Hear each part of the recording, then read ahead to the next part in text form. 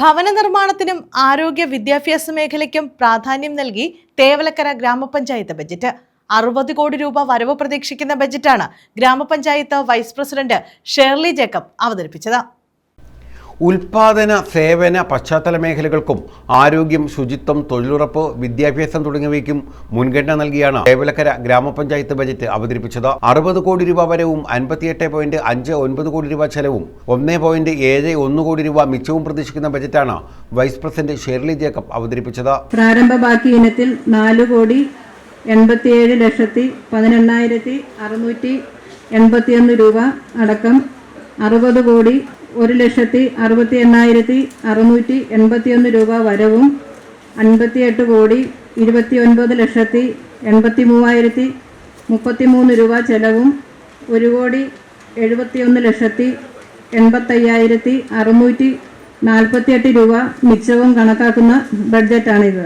ഭവന നിർമ്മാണ മേഖലയ്ക്കാണ് ഈ ബഡ്ജറ്റിൽ കൂടുതൽ പ്രാധാന്യം നൽകിയിട്ടുള്ളത്.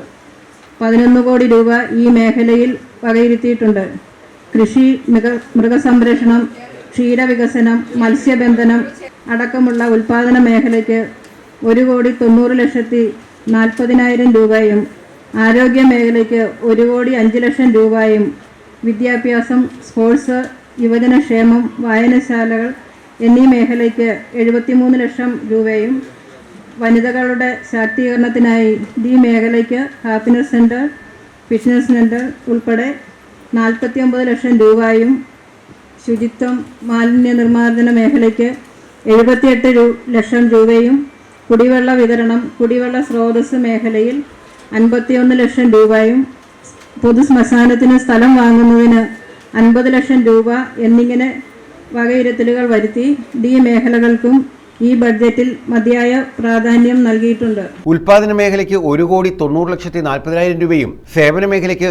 20,51,41,533 രൂപയും പശ്ചാത്തല മേഖലയ്ക്ക് 7,63,34,000 രൂപയും വകയിരുത്തി.